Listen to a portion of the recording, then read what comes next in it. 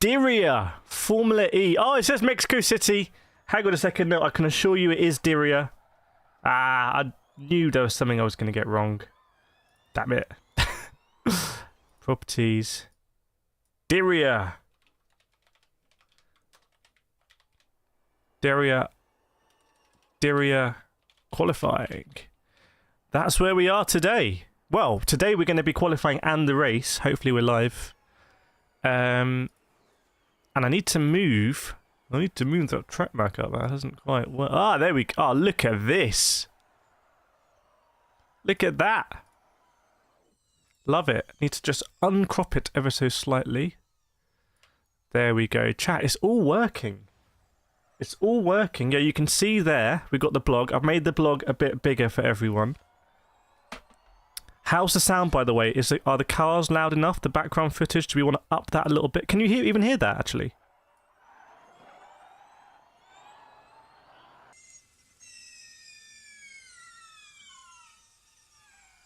Is that better on the Formula E sounds in the background? Yeah, so qualifying is starting in 14 minutes. It does get quite loud. People say these cars aren't loud, but that was quite loud.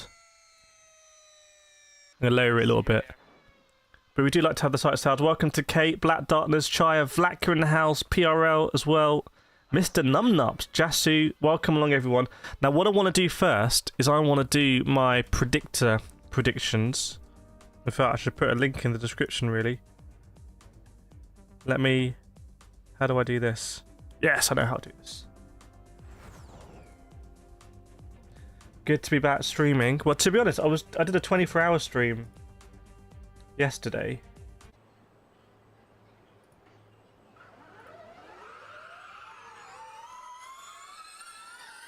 Bear with me.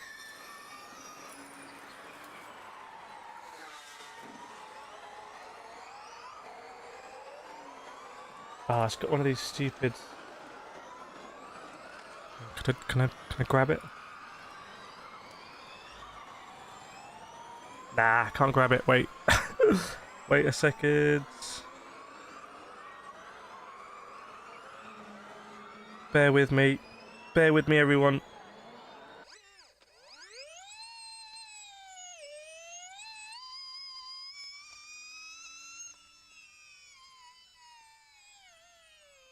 Ah, got it. Got it. Okay.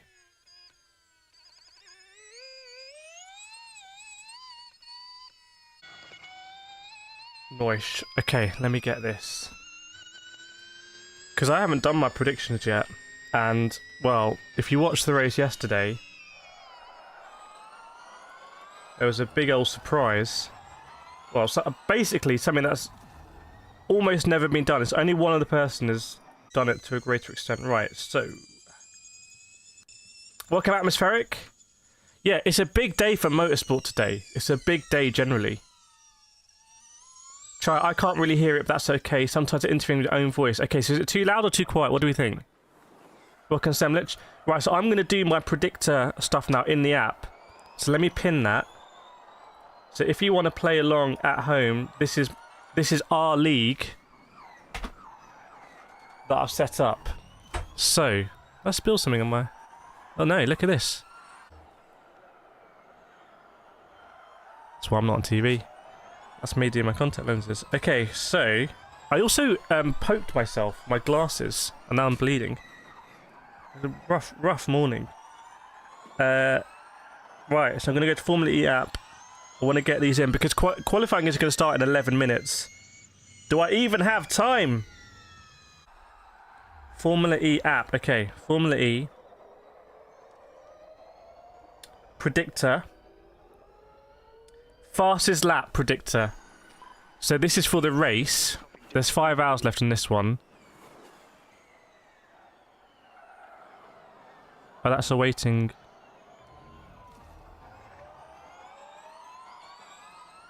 Oh, it keeps you old. Okay, there's 10 minutes left, chat.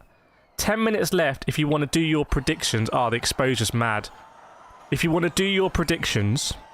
So I do recommend that if you like Formula E, you do click that link and just get yourself in our league. But you can also play along with me. So group stage, remember how qualifying works, we're going to get the top... Is that too loud? We're going to get the we need to predict the top 8 drivers in qualifying. So we've got Group A already here. We've got Vergne, who won the double here last year. John-Eric Vergne, who came second yesterday. Mitch Evans, who should have come second, really. And you've got Max Günther, who was so impressive in Mexico. So you've got Nato as well, Vandoorne, who's a champion. So very strong groups. I'm going to go for my top 8. Yeah, sorry, Joe, I couldn't do... Yesterday's the only one I can't do because it's a Friday, so I've got I'm working. So, but it's the only Friday race of the year. Otherwise, I would... If it was Saturday and Sunday, I'd be doing both of them, just to be, like, transparent about it. So I've got 9 minutes left. So my group stage, I'm going to go... Edit prediction. I'm going to go... Buemi. I'm going to go Buemi because he's looking on it. I'm going to go Buemi, Cassidy... Dennis, Evans. I'm going to go Günther. I'm just going to like be out there and go Günther. I'm going to go Hughes, Nato, and I feel like I want to go Rowland, but I don't have any... Okay, I got Vergne as well. So my predictions for the group stage are Buemi, Cassidy, Dennis, Evans, Günther, Hughes, Nato, and Pascal Vergne. Welcome, Sim. Dave's asked yesterday, Jake Dennis, oh my goodness me. What? I mean, we'll talk about it, but it was an insane performance. Like, literally insane. Right, so I've got my predictions in. Just 8 minutes to go. Podium predictor. I'm going to go Dennis to win. I'm going to go Dennis to the double. I saw him yesterday, not in person, but stuff I was watching. He looks supremely confident. I'm going Dennis on pole. I'm going to go Mitch Evans second. I think he's got a point to prove. And I'm going to go third. I'm going to go Cassidy. What do we think about that? Dennis, Evans, Cassidy. That's what I'm doing. Right. And then highest scoring team predictor. Which team is going to score the most points? I'm going to go Jag. Go for the Jag. Jaguar TCS Racing, to be precise. And fastest lap, I'm going to go Dennis. I'm going to go absolutely Jake Dennis for fastest lap. Right, I am in. And I can see people in our league as well. So if you want to join the league, so you put your predictions in, all you do is you click that link and it takes you to the relevant place in the Formula E application, or app, as the kids call it. And you can do it. The circuit is very cool, actually. And when I was speaking to drivers last year, asking them, what's your favourite circuit? A lot of them were saying Diriyah. And I'll be honest, I didn't know too much about Diriyah. I just ended up missing races before. But it is an insane circuit. It is pretty mad. And we've seen some big drama as well, with drivers sending it into T18. You can see there's a different start and finish line here as well, which is always a bit unusual. Kate's just done it. Kate's in the league. Awesome. There are prizes up for grabs. The usual stuff. But to be honest, I like doing predictions.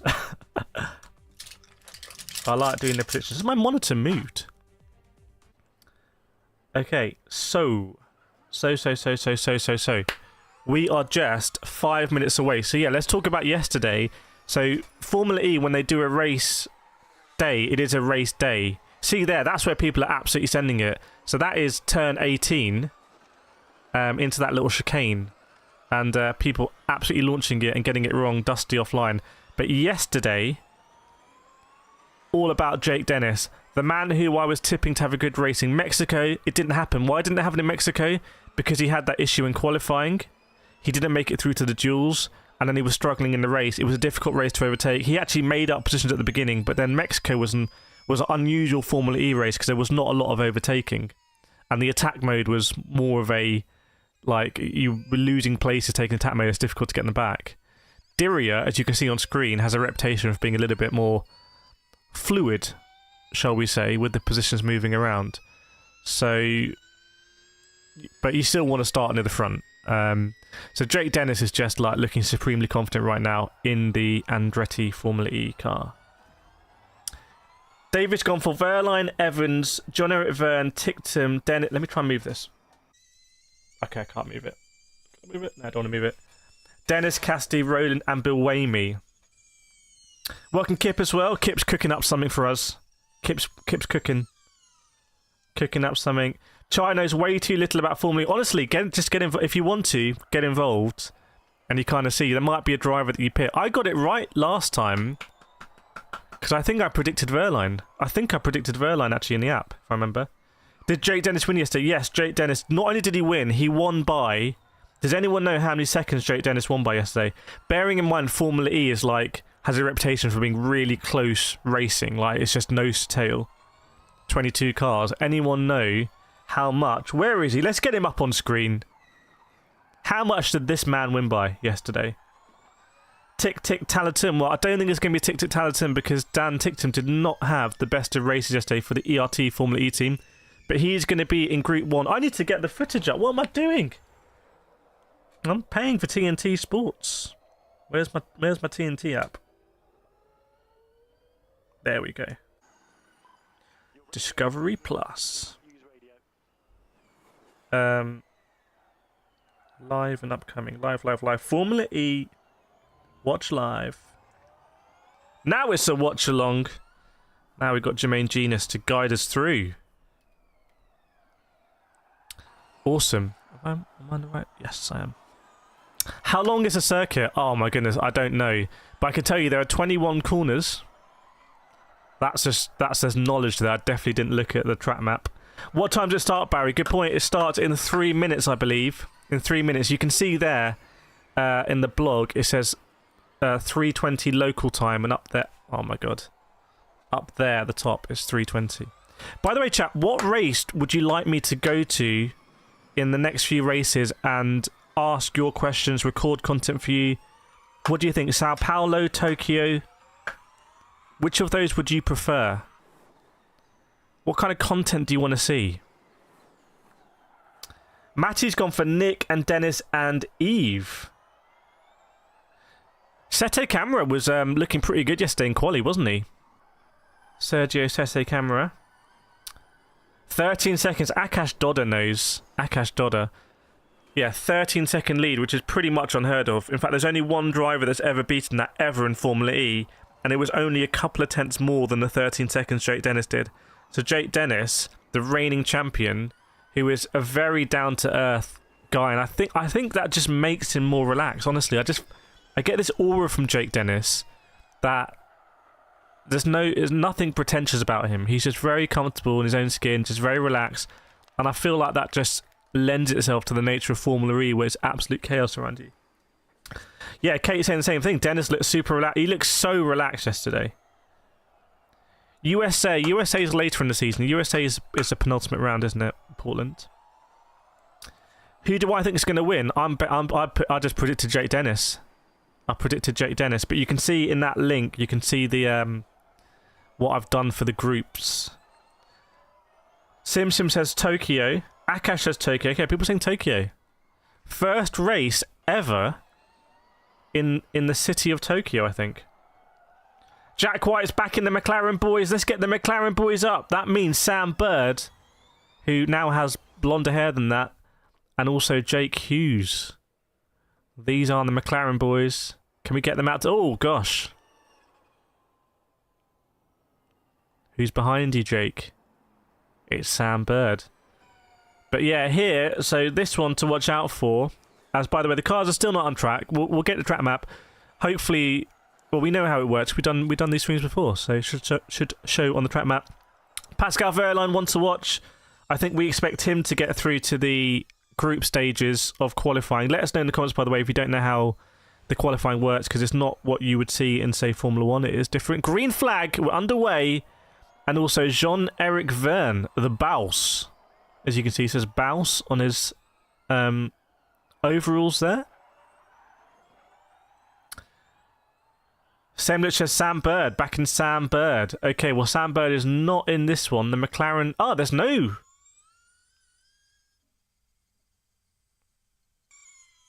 There's no McLaren driver in this split. You've got two DS drivers in Group A, but you've got no McLaren driver. Isn't that interesting? How does that work? I don't even know. Matty Shaw wants Mitch Evans. Right, we got everything working. We got our standings. We got the track map. We are good to go, everyone. It's good to be back here at Diriyah. By the way, it's not nighttime in Diriyah right now. Diriyah it looks to be a sort of suburb on the west side of Riyadh, from what I could see in a sort of Google Maps, which I think is why people sort of use the terms a little bit interchangeably, if you're wondering. Right, but here we go, everyone. Qualifying has officially started now. So we've got Group 1. And it's the number 23 of Sasha Fenestraz. Where is Sasha Fenestraz? Where are you, Sasha? Where is Mr. Fenestraz? Here he is. Still, I think, racing under the French flag, but I think he wants to race under the Argentinian flag. The driver for the Nissan Formula E team. Partnered with Oliver Rowland this year. I think he might be the first to show us what he can really do here. Jack White, why has De Vries fallen off? He won championship. I think De Vries has been known to be a little bit of a slow starter, if that makes sense, to get up to speed. So we need to sort of wait and see there. Let us see if Dennis takes first pole of the season. Yes, I mean, you wouldn't expect, because the Jaguars tend to be better over qualifying, don't they? So you wouldn't... the Jaguar powertrain cars, so Jaguar TCS Racing and Envision Racing. But we will see. Season times coming in. The times also seem to be a little bit slower, or yesterday, a little bit slower than last year, which I think might indicate that the track was a little bit dustier, and therefore harder to drive. Which has some very interesting permutations, because when the track is hard to drive, it's really difficult to just straight up put that power down.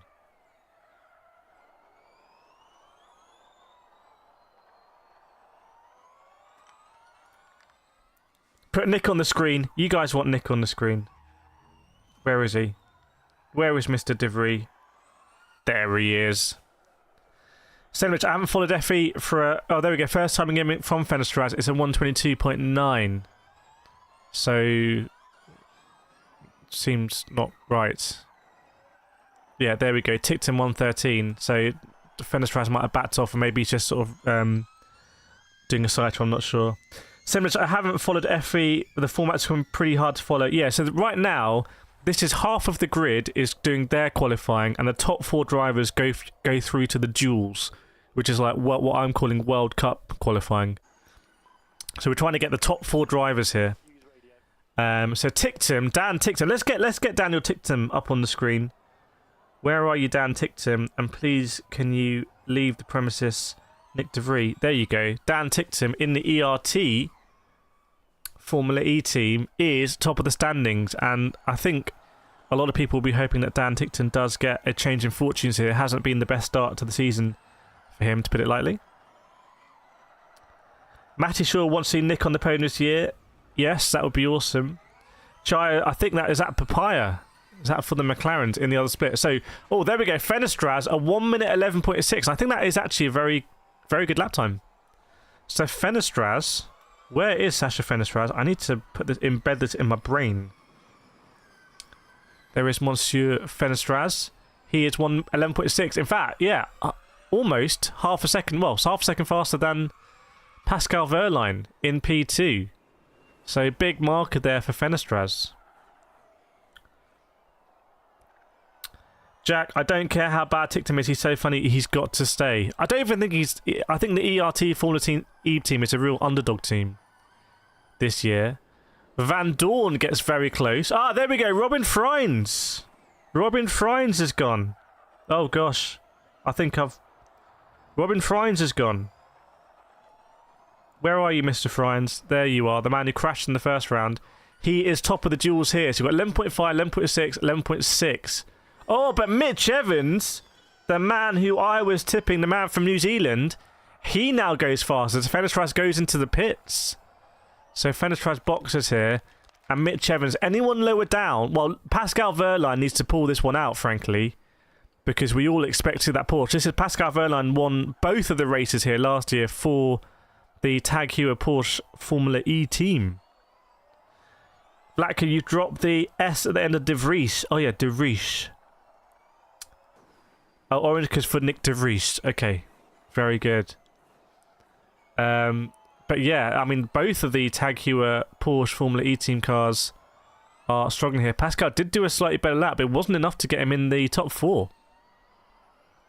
So at the moment, the top 4 with 6 minutes to go going through are Mitch Evans, Robin Freins, Nick De Vries, and Sasha Fenestraz. As my battery is running out, do I have another? Oh gosh.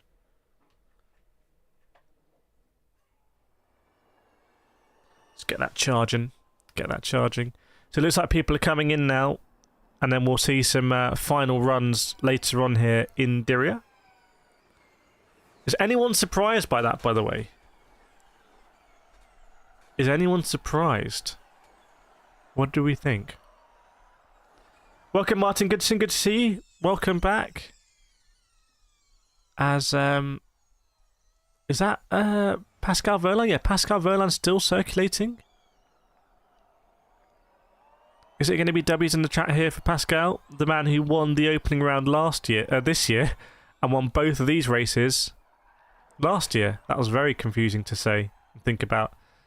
Dan Ticktum, the 33, he is going to box now as well. So all cars in. What about the DS Penske drivers? Stoffel Vandoorne, Jean-Eric Vergne, how are they going to do? Will they be able to improve from there? Jean-Eric Vergne, I think with a very impressive result. He said normally you really want to win if you start on pole, but he was very happy with the PT because he just had to accept that Jake Dennis and the Andretti just had so much pace yesterday. So we'll see how... I think also, if you're Stoffel Vandoorne, I think you want to start to try and beat your teammate. So, yeah, that's going to be an interesting battle in the DS Penske team. Same lineup there as they had last year, as do a number of the teams. For example, Tag Heuer Porsche. Norman Nato, by the way, I haven't even mentioned him yet. He is all the way down in P10 in the Andretti when his teammate won yesterday by 13 seconds. So what is going on there? And then Antonio Felix da Costa in the factory Tag Heuer Porsche Formula E car. Obviously something hasn't gone well from there. But that lap by Mitch Evans, 11.2. I think I predicted Jake Dennis for pole here. I probably should have predicted Mitch Evans. But Mitch Evans, I said, would be on the podium. Very, very, very fast driver. Was looking very quick yesterday in the race, if you want that intel.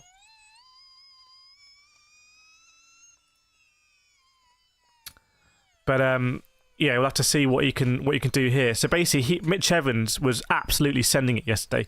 Right, the car's coming out now. The 23 comes out of Sasha Fenestraz. So again, Fenestraz leads the way in his Nissan Formula E car. And it's going to be dust now. Are we going to see any yellow flags? Is anyone going to put it into the wall? This is a proper street circuit. So we come from... Oh my goodness here. I'm on board with Fenestraz. They are so close to the wall. Oh my goodness me. Yeah, this is one of these tracks where you've got to be in the zone. You can see that run from T3. It's like a slalom on a ski slope. And they are just kissing the wall on each side, if that makes sense. They are carrying as much speed as they can. That's all downhill as well, I believe. It's sort of like a downhill skiing run. Derek says Formula E sucks. Wow. What race yesterday? Yesterday was the previous round at Diriyah. So doing a double header this weekend. One race on Friday, one race on Saturday. So Sasha Fenestraz. Oh, let's see what he can do. Has he just done a 1 minute 10.8? Is that correct? Has Fenestraz just done a 1 minute 10? I think he has. He just obliterated the field there as Fenestraz. Yeah, 2 races this weekend. No worries, Tropic. There's 2 races this weekend. So in Formula E, each race just takes place on one day. Practice, qualifying, pretty much. Practice, qualifying, and the race. They did a round yesterday, and they're doing a new round today. So this is round 3. Yesterday was round 2. But yeah, Fenestraz with a 10.8. Where has that come from? How has he done that? Fair play. Chai says we always love some secret insight. Yes, indeed. Going to be getting you that throughout the season, hopefully. People in chat know. People in chat know more about Formula E than me. What? If you know more about Formula E than me, do you think that anyone's going to beat that 10.8 from Fenestraz? I mean, that feels like a beastly lap. That feels obscene. I've got to be honest. We'll have to see. People going over the line. There's Dan Ticktim. He's on 11.8. And now coming is number 17 on Norman Nato. What has Norman Nato done? Can't see any purple sectors there anywhere. Norman Nato. Well, I'm not even sure it was an improvement then. Doesn't seem to have registered anything. Now the number 4 of Robin Fry, 11.5. Unless they're all starting laps now. But that Fenestraz lap is an absolute beast. Let's get Sasha back up here. Please do come back onto the stage. Because you deserve the plaudits there. And it looks like he's just gone faster in Sector 1 again.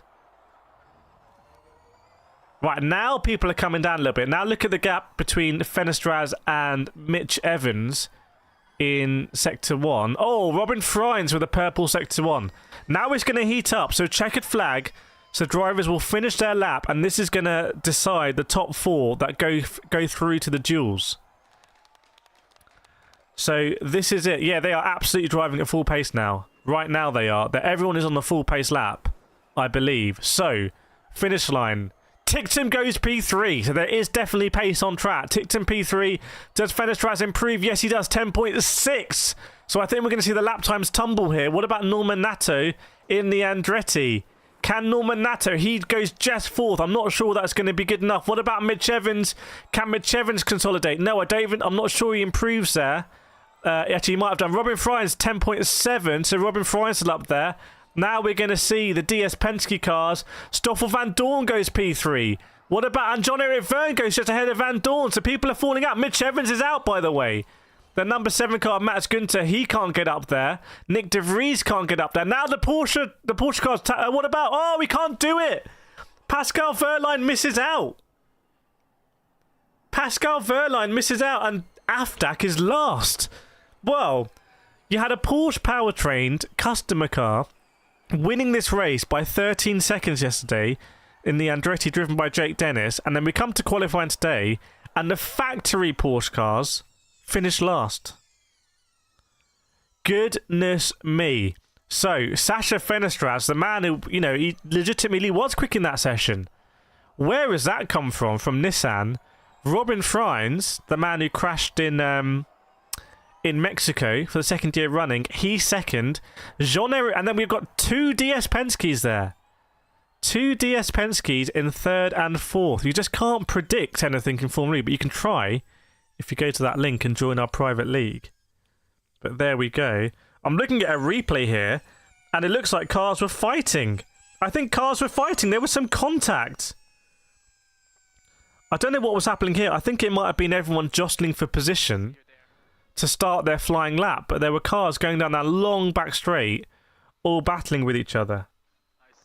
Chat, did anyone, be honest, did anyone predict Sasha Fenestraz to win that group of qualifying? Let me know. Be honest, everyone. Right, I'm going to change my battery. Let's do it.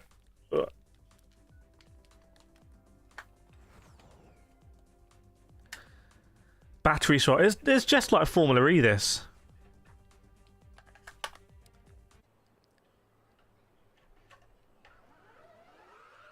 There we go. Pit stop. Yeah, it was a pit stop. Fast charge. Attack charge. Back in the day, when I started watching Formula E, don't know if loads of you will know this, some of you might not, but back in the day, because the Formula E car couldn't last the whole race, halfway through they would pit and the driver would jump out and get in a new car. Awesome. I really actually missed that. People used to think, oh, that's not really racing, but I used to love the idea that the driver has to jump out and get another car. Back in the day. By the way, chat, 57 viewers, 15 likes. If you're sitting here, you haven't hit that like button and you're enjoying the stream, please smash that like button. I think we want to try and get to 100 likes on every Formula E stream. I think that would be amazing. Don't worry, there's no racing going on right now. It's advertising break on TNT. And why isn't this reloaded? Oh, not on qualifying. There we go. There we go, chat. We got it now. We got it now. Can help me out. Can help me out there. Sim deploying the likes. Yes, indeed. I think 100 likes is a good old target to have. So here we go. Group B then. So this is the second group. We're going to try and find the top 4 drivers. We have the reigning world champion, Jake Dennis, Nick Cassidy, Sebastien Buemi, Sam Bird as well. Yes, indeed. Obi Gupta, Obi Trice, Obi-Wan, Obi Gupta, the 3 Obis. If you get sacked, you never come back. Don't know what relation that is, but yes, love it. Good mentality. Kate deploying lights as well. So we are ready to go, well, we're awaiting to go for qualifying Group B. Don't worry, because we will get a green flag when it comes up. So don't worry about it. And who else do we have here? Let's get Fenestras off. We know he's the man that topped the Group A. But what about this man, Jake Dennis? Sebastien Buemi's up here as well. Sam Bird, Jake Hughes, Sergio Sette, Camara, Oliver Rowland, Mortara, Deruvala, Muller, and Lucas Di Grassi, the most experienced driver in Formula E, is here as well. Nick Cassidy. And the cars are on track. It's green flag. We are going already. So this is it, Group B of qualifying. Let's go. Let's go indeed.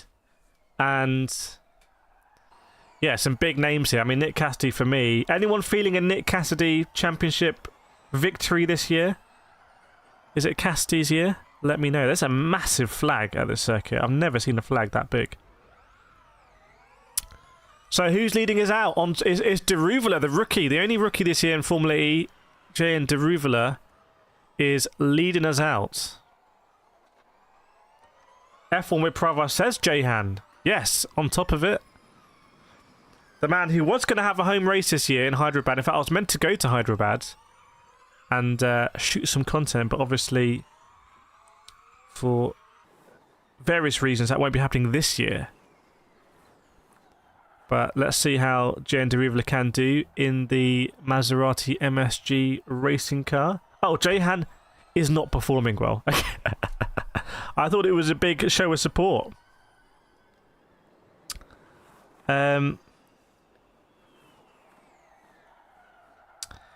Right, okay, let's see what happens now as they start. They're very, very close together, aren't they? I mean, given this is a flying lap, those cars of J.N. Deruvala, let's get Deruvala up on. Let's step onto the screen. And Jake Dennis and Jake Hughes. It's a Jake train. And then Sam Bird. They are very, very, very close together. But as we saw in Group A, the times tumbled at the end, didn't they? Chat, who are we predicting is going to win this qualifying group? Whoa. Where is Cassidy? I mean, look how close some of these cars are. Let me try and have a look here, actually.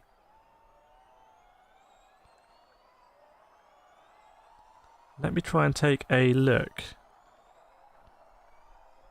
Martin Nagy says, let's go Jake Dennis. Yeah, these cars are very close together. So something hasn't quite... And one of the Maserati MSG drivers is out of the car, it seems. Unless there's a replay. So what was going on there? Not sure what that was about. Yeah, lots of traffic, lots of traffic. Need to sort themselves out. Right, here we're going to get the first lap then. So Deruvala, 1 minute 18, that ain't going to be fastest. We got a 1 minute 10 from Fenestras. Same with Rowland. So maybe they're doing a sighter lap. Because none of those times, apart from Muller, are vaguely competitive. So maybe they are just doing a sighter. Thanks, Ninja. Let me know what you think, chat, about that one. Or maybe they'd all tripped over each other, I don't know, but no one is setting really a competitive lap time now. You can't expect any of those laps to be up there at the end. Sergio says the camera does go P2 though, provisionally.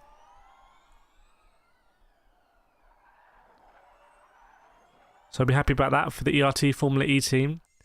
So what are we going to see now? Are we going to see the drivers now spaced out a little bit, really attack it? Let's see. Well, Oliver Rowland has been setting purple sector times, and it was his teammate Sasha Fenestraz in the Nissan Formula E team who won in Group A.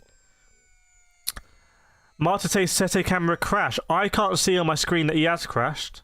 I've got the live footage. I can't see that. Right, there goes Rowland with a 10.7 and Jake Hughes 10.8. So now they are starting to set those lap times. And that 10.7 from Oliver Rowland, that might well be competitive, actually. That could very well be competitive. Rowland, yes, confirmation. Rowland going fastest, Jake Hughes. And Hughes 0.3 faster than Sam Bird. And now you see the drivers easing off. So they've got that fast lap. They're going to come into the pits. And then they'll go again at the end. And it seems to be, because the track conditions can be dusty here, the track in the desert, dust going onto the track, you just struggle to really put down the power available from the Formula E car. And so the later on in the session, the more cars have been going around, theoretically the less dust on the track, and you should be able to set fast lap times. I think that is a dynamic here. Let me know if you agree or disagree. Martin, not crash, understud. I'm not quite following. I'm not 100% on board, but there we go. Diriyah, by the way, yeah, in P3. So Diriyah and Buemi have got in between the two McLarens, and now we see on the Neon McLaren Formula E team. And now we see everyone dive into the pits. Who's going to be happy here? Who's not going to be happy? Well, the Nissan Formula E team. Oh, could we see a 1-2? Could we see them go head-to-head in the final of the duels? Potentially. And who might not be happy? Well, Nick Cassidy is all the way down there. And Jake Dennis is not currently in the top 4. So Jake Dennis and Cassidy, if you want to win a championship, you have to just keep getting through to the duels, frankly. So we need to see if they're going to pull it out of the fire. Big moments for them. So I think, if I remember, Mitch Evans did not get through to the duels in Group A. You can see here in the Formula E blog, it says Sette Camara had a brilliant run in qualifying yesterday, ending Group B in second. So can Sette Camara do it again and get through to the duels in that underdog ERT Formula E team? Do they do a Q1, Q2, Q3? No. So the way Formula E qualifying works is you take all 22 drivers, you split them into 2 groups of 11 drivers each, so Group A and Group B, and then you send all of Group A out, and the top 4 drivers in Group A stay in, qualifying. The top 4 drivers in Group B stay in, and then from those 8 drivers, you pair them up head-to-head, and then you go head-to-head. Whoever loses head-to-head goes out, and you pair them up again head-to-head, and then you have a final. So it's a head-to-head final, where they're going out like on track, one goes out, and then 10 seconds later like the other one goes out. So we have to see at a dusty track like this whether there is an inherent sort of benefit to being the second car. We will see. We'll see if we can sort of see a trend there. No worries, Biscuit Noodle. Very glad you're here. We're here all season. We're here all season. We're going to be at races. We're going to be doing watch-alongs at races. So, you know, it's early days. We're here for the long haul, and I've been watching Formula E since the first season. I'm not even sure it was called Season 1 then. It was just Formula E. And now we're on Season 10. So the cars are coming out. You can see in the bottom left there, by the way, that is how close and chaotic it's going to be at Diriyah. It's going to be, what the kids say, a madness. Okay, so we got the McLarens here, split by Rowland. What are these guys going to do? As they are going to be starting their flying lap, I believe. Starting their flying lap. Big traffic. Martin reporting big traffic. Is that local to you, Martin, or is that in Diriyah? Probably very interesting. I like it. I may just watch highlights. Been trying to get into it more. Yeah. And I'm going to be doing analysis videos and everything. It's just they've given me so much access. It really is great, and I've got so much energy to really make the most of it. So it's a good it's a great opportunity. Basically, want to make the most of it. Right, here we go then. The driver's going around, so keep an eye on the number 8 of Sam Bird.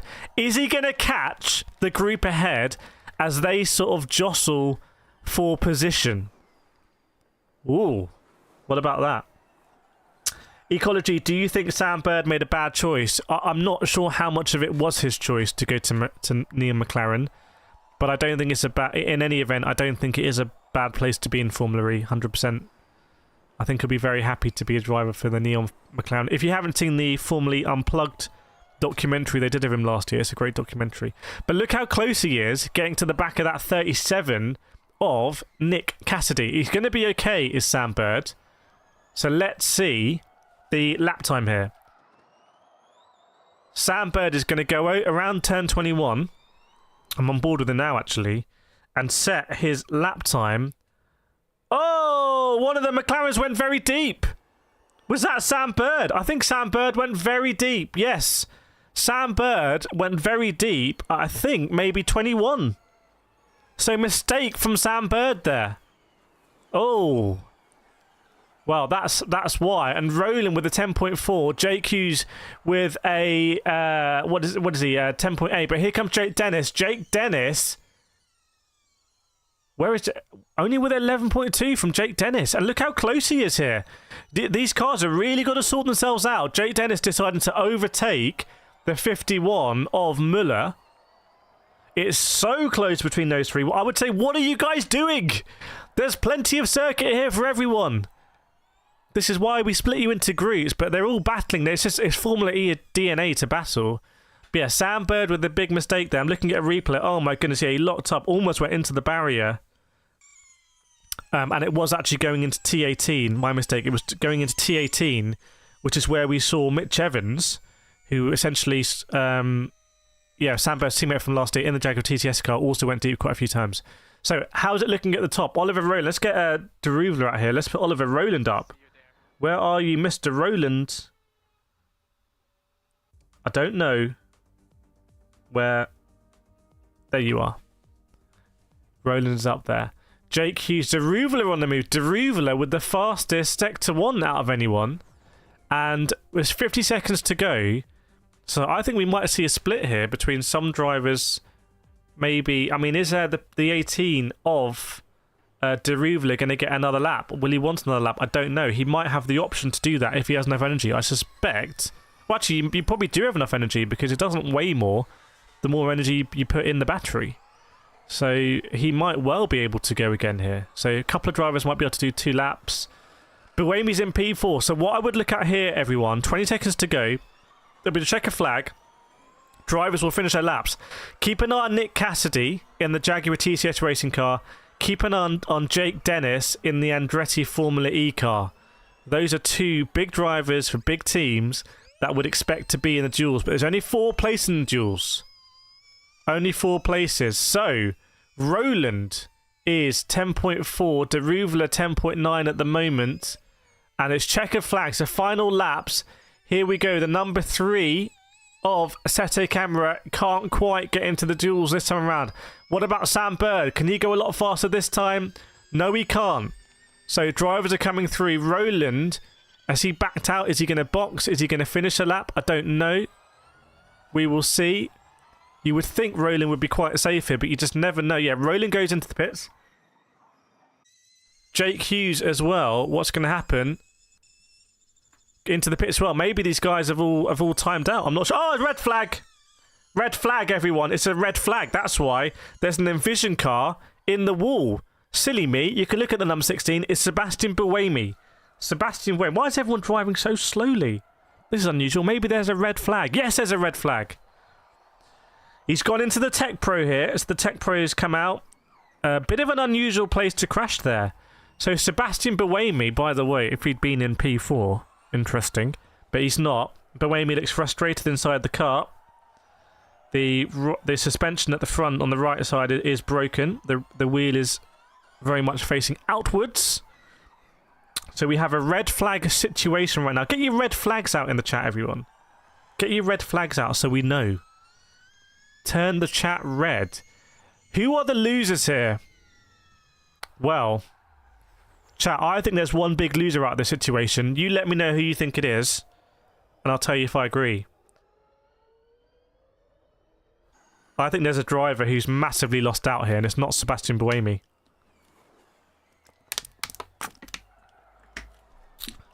Let me know what you think. Red flag situation. Yeah, I agree with ecology. Jake Dennis here, the man who won by 13 seconds yesterday, is now P8 in his group. And the Envision racing team principal looks very shocked. It just shows Formula E, Pascal Wehrlein, the race winner from Mexico, round 1, he's not in the duels. Jake Dennis, the race winner from literally yesterday, he's not in the duels. Formula E is just brutal over the course of the season. If you want to win it, you've got to be one of the drivers. Jake Dennis doesn't look too happy. He jumps out of the car, keeps the helmet on. He looks very, very, very frustrated. Is he walking to another garage? Sort of rips off his gloves, does Jake Dennis. Takes out his microphone, I've seen. Or the, oh, I've got my helmet here, but take out the intercom so no one can chat to him. And helmet on. Where is Jake Dennis walking to? Sebastien Buemi's walking back down the track in Diriyah. So Sebastien Buemi, I'm going to let you know here what happened for Buemi. There we go, red flags out from Vlatka. So, did he just kiss the wall? Did he have a slide? Oh no! Wow, he turned in for turn 1. And he's sort of, it might be a mechanical failure. He sort of turned in, and unless he locked it up. Unless he locked it up, but he turned in and just sort of went straight into the barrier at turn 1. Well, at the end of the crash, he was definitely locking up. He took his hands off the wheel. Where can I watch Formula E? I'm watching on Discovery Plus or I'm watching on TNT Sports 3, it tells me. So he's back in the pits now, is Sebastien Buemi. But a very unusual crash there, because you would not expect a driver of his experience, who's been in Formula 1 since, well, basically the beginning, hasn't he? To make a mistake like that, where he just straight up locked up. What can not be? Ecology saying Dennis was on a nice lap, was he? Where is JD? 22.7. 19.3. I don't know. I'm not sure. Jack, in my opinion, Bird should have gone through. Why do you think Bird should have gone through? Yeah, that session's over. That session is a checkered flag now, and that is it. Jehan Diriyan, the rookie, does make it through, by the way.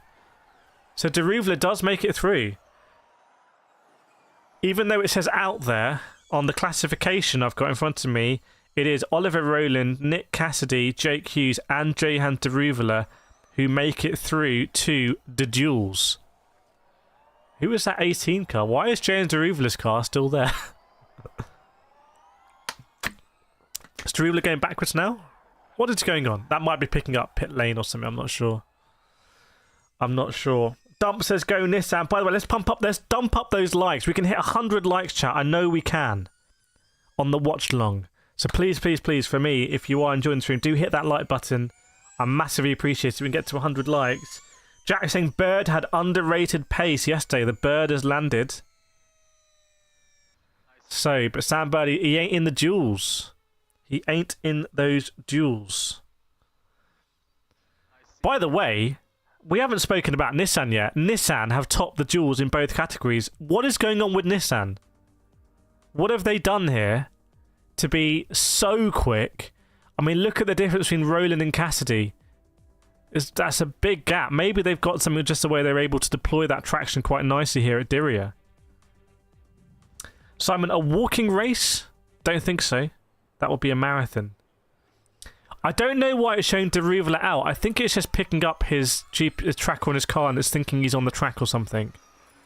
but I've seen the classification, and you can see there in the blog actually. Ah, there we go. Buemi says completely missed my braking, so that's why he just locked up. I've done it in sim racing. I've never done it in karting really, but in sim racing I end up daydreaming. I'm like, oh, okay, yep. But this ain't sim racing. Buemi, yeah. Bank collapse coming in. Sette Camara. Yeah, Buemi is straight up saying he missed his braking point. So, fair play for the honesty. But you would not expect a driver of his caliber to miss a braking point like that. But as soon as he locked up, the thing is that if you lock up in other series that have very soft tyres, non-grooved, you can lock up and sort of basically get a flat spot, but get that grip to slow the car down. The Hankook tyres have to work in wet... Are we going already? Oh my goodness. The Hankook tyres have to work in wet and dry conditions. So they're quite hard tyres. And you just can't... At that stage, it's too late. You're not going to be able to flat spot them or just get that grip down. So, absolutely brutal. We've seen that. That's why people are sending it into T18. Why are people sending it into T18? Because people are really gambling. If you look at T18 there, there's a amount of runoff that's sort of got a sponsor logo on it. So you're not going to go straight into a barrier if you overshoot it. So people are just throwing the dice. Like, I'm going to brake 5 meters later and see what happens. And the braking systems in Formula E are very unusual. The cars don't have any brakes on the rear. They have basically just like literally a bicycle brake, which wouldn't be enough to do anything. That just locks the wheel in place when it's stationary, essentially. But they have no brake on it, and the way they brake through the rear is actually the motor. So the motor is doing the regen.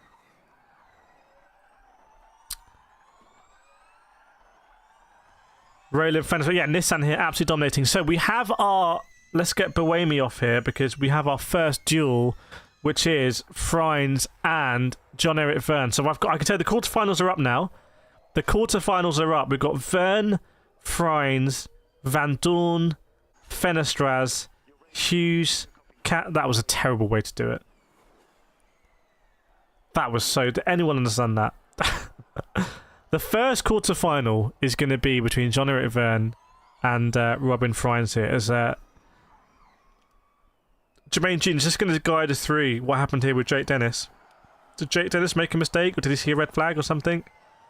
I'm on board with Jake Dennis. He saw a yellow flag. So I'm not sure what's going on there. Ecology, when will... Oh, people shocked face in chat. When will in-race charging be used? So I think that's going to be added from potentially Misano. So sort of halfway through the season, dedicated racetrack. I don't think fast charging is going to be used in any city track. I think. I might be wrong on this because... as you can imagine, the pits are a bit more cramped and stuff. But the dedicated tracks... Right, Jay Dennis is walking back down the pit lane now. Being interviewed, and he's a very different man from the man yesterday who I was saying looks so confident. He was bouncing off the ceiling yesterday, and now he's super frustrated because I think he knows he wanted to do the double here. I think he knows he's got a really good platform, but now he's going to be in the chaos of the midfield. So anything could happen for Jake Dennis. And stuff not in a good way. But his helmet off now, he's back in the garage. I think he might have just wanted to clear his head or something. But he's back. So we're waiting for the first duel. Obviously there's time built in to get everything ready, so hopefully in that time they've been able to fix the Tech Pro or replace that Tech Pro barrier, because Sebastien Buemi basically punched a hole in it and all of the foam and stuff inside came out. You see one of the team members for Andretti, I can see here, was slamming the table, very disappointed. But that's track position. Do you want the track position right at the end where you think the track is going to be least dusty? Or do you want to go at the front and not be at risk of these sort of accidents? We will see. Right. Yeah, Nissans have blossomed, actually. That is fair to say. Are they going to make it? Are they going to go head-to-head in the duel? And are Nissan going to be a relatively surprise packet? And people don't really talk about Nissan. You know, big factory team. I think they're based out of Le Mans, actually, in France, if I remember correctly when I was speaking to them last year. But yeah, people just don't really talk about them. Fenestraz and Oliver Rowland. Oliver Rowland, so experienced in Formula E, was driving for Mahindra last season until halfway through. So, interesting duo there. And, wow, could it be a Nissan year? We will see. Got their own powertrain as well. So, a team that has their own powertrain. I think McLaren also use that powertrain. Are we going to start talking more about the Nissan powertrain?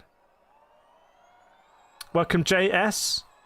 Yeah, so we're just waiting for the first duel to get underway. And we are going to be streaming the race later live as well. So watch along of the race, round 3 of the Formula E season 10.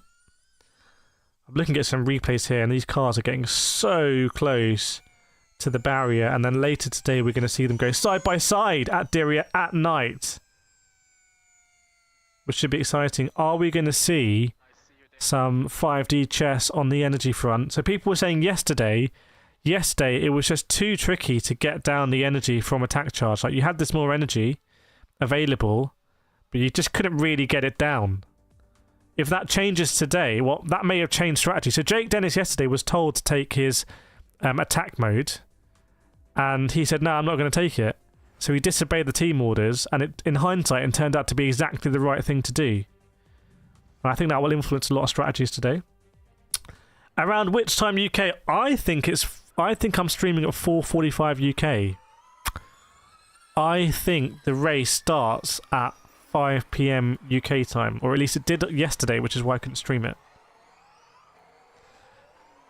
So we're getting ready for the duels. Once the duels start, it is just pretty much non-stop, isn't it? It's so basically, the way qualifying works is you have the Group A, Group B, and then you have a bit of a break, and then you have the duels all the way to the end. So hopefully you've entered in the predictor if you want to predict it. There we go. There's some quotes from Jake Dennis in the blog. Frustration and disaster for the Andretti team and Dennis, calling it possibly the worst car. Oh my, what? Chat, are you reading this?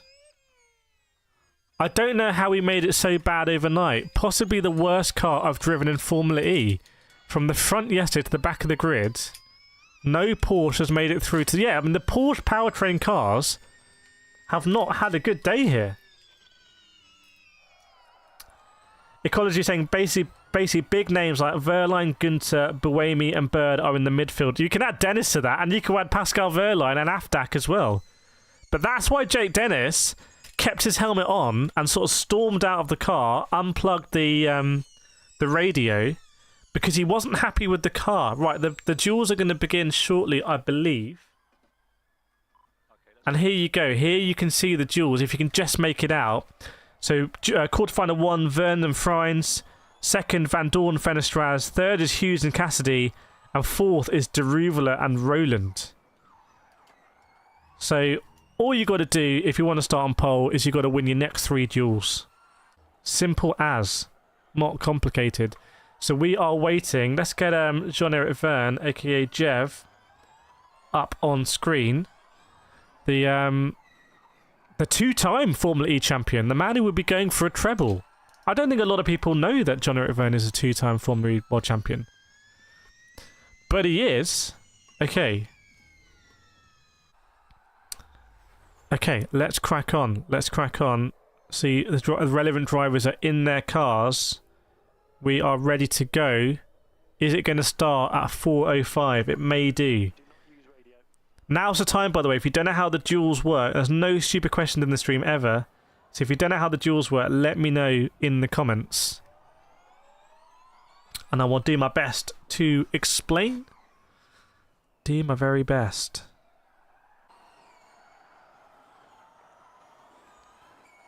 I think I'm looking at... Yeah, it must be Robin Frines, because Sebastien Buemi's Envision is not race ready right now. So Robin Frines in his car, helmet on. He's ready to go for Envision Racing. Duels will start in 5 minutes' time. The duels start in 5 minutes. I guess they needed to fix a little bit more of that barrier. But what do we think, chat, about Jake Dennis saying that? I'm looking at Buemi here. Yeah, Sebastien Buemi's crash is a typical one of like, there's no room for error in Formula E, and you would not expect it for a driver of his caliber and experience. And very frustrating for everyone else following him. You kind of want everyone in your duels to drive cleanly. That's really what you want, isn't it? But, yeah, no Porsche powered... Oh my god, I'm looking here at the car that's been towed back to the garage. There's Tech Pro foam all over it. It looks like it's driven through a cake, frankly. And the suspension, like I said, on the right front is busted. So that is going to be a big repair, and one that I think is going to be quite difficult to get done. And if I'm looking at live pictures there, there's a lot of attention being given to that Tech Pro barrier. Sebastien Buemi's been giving an interview.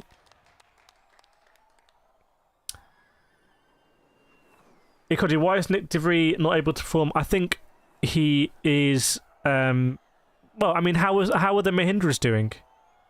How is Lucas Di Grassi doing? Is he doing much worse than Di Grassi? Obviously, Di Grassi got taken out, didn't he, at Mexico? Sam Bird looks quite happy. I think Sam Bird will feel really at home at McLaren. Fenestras. He's got his helmet on. He's got the French flag and the Argentinian flag on his helmet. He's got both flags in the Nissan. He could be trying to go for pole position here when the duels should be kicking off in 3 minutes' time. Very sort of happy guy when I've been around him. Seems to be really just enjoying being a racing driver. Some drivers in motorsport can almost look like they don't want to be there.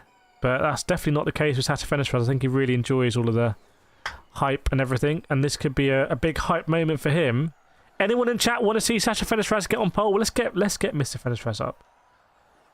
He's probably the favourite right now because I think he would have set the fastest time in the duels. And already there's a lot of tools out in front of the Envision car. So the way it works in Formula E is to make sure costs don't get out of control. You only have so many mechanics who can work on the car, and they literally have a yellow armband. I think it might be even as low as 6 or something. So those, it's not like Formula 1 where you just have like a million mechanics. Like here, those 6 mechanics are going to be working super hard, if that's the right number, however many there are, because you can't increase it. Limited number of people that can work on the car. I think penalties have been given out before when someone who doesn't have an armband touches the car or something, because that strictly is not allowed.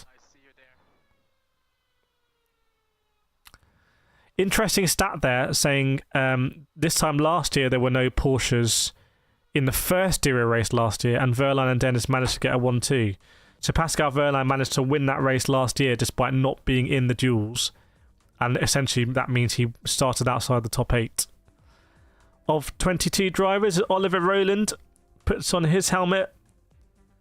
Big change from him. I mean, what a change of fortunes driving for the Mahindra team last year. Essentially, I think, fair to say, getting dropped. And now back in a Nissan team that looks quicker than the Mahindras here. Welcome to the unprofessional drifter, aka Alden, in the house. Tropic, he was a Formula E driver first and for longer than he's in Formula 1. I think people miss that point maybe. About Mr. DeVries. Doesn't he have isn't he driving for Toyota as well this year in WEC? Alongside, ironically, Sebastien Buemi.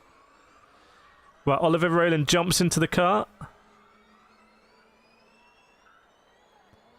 I'm expecting there to be 40 seconds to go before we're going to start the first duel. They see Jermaine Genius giving us the insight on the lap from Dennis.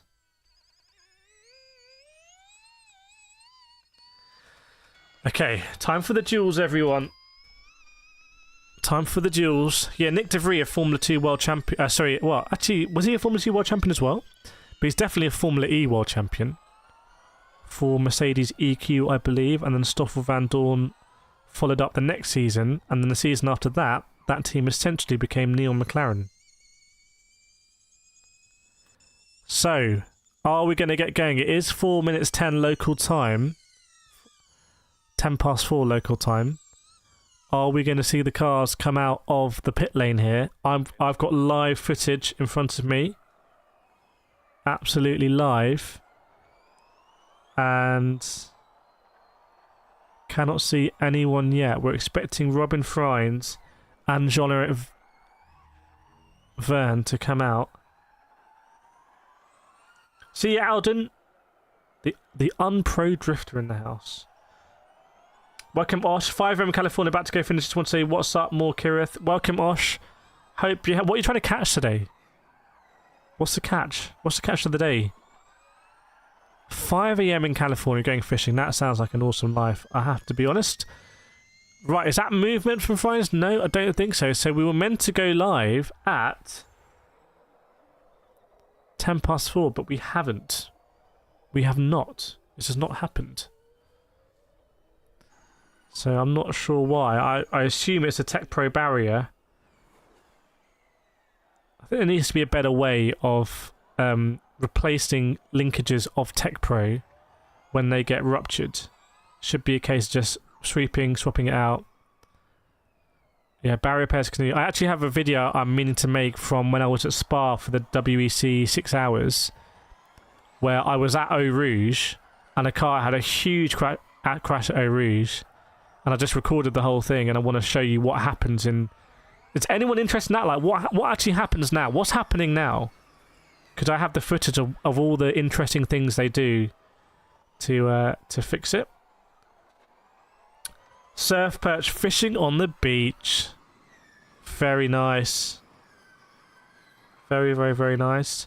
Sam Bird is looking super relaxed with the blonde hair and the big orange neon McLaren specs. We are still waiting for those repairs at turn 1. So what can happen in these circumstances is that sometimes the Tech Pro can sort of impact the barrier behind.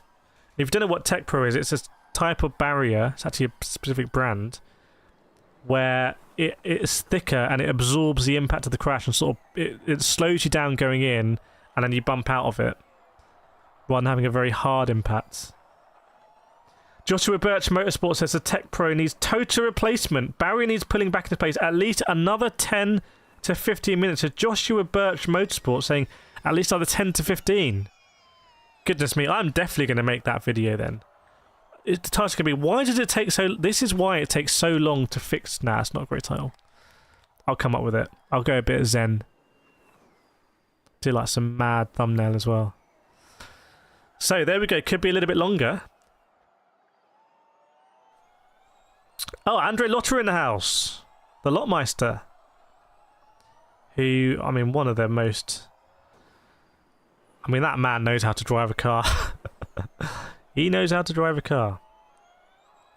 But yeah, no footage. I did see a glimpse of some trucks by the barrier, like, you know, lifting stuff up. And it was cut away from very quickly. So... I don't have any more information than you at the moment, but I will let you know.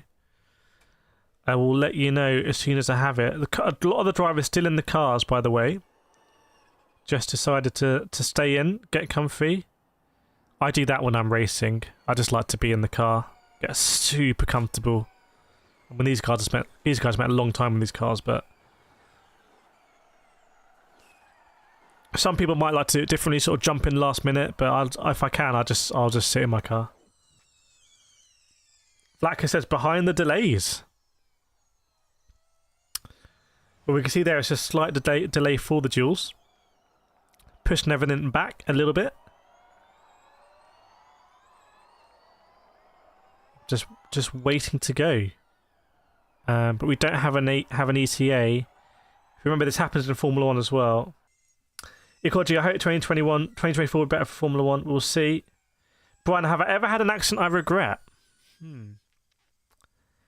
Well, if you see my Mazda MX-5 racing videos, you'll see that huge, almost deadly crash that the guy ahead of me had. Oh, so he was behind me, wasn't he? I bet he regrets that. But apparently it was a brake failure. I never got to the bottom of it. Oh, have we got a movement now? Looks like John-Eric Vergne is on the move. Looks like Vergne is on the move, from what I can see. I can't see anything from the live pictures, interestingly. But I can from the standings. I'm looking at live pictures of the pit lane now, apparently. So, looks like Frines. I assume these cars are going to the end of the pit lane. But I can't see, unless this interview with Lotterer is sort of like a little bit delayed or something. To answer your question, Brian, when I very rarely crash in races, and you'll see from my karting race videos this year. Next one coming out tomorrow.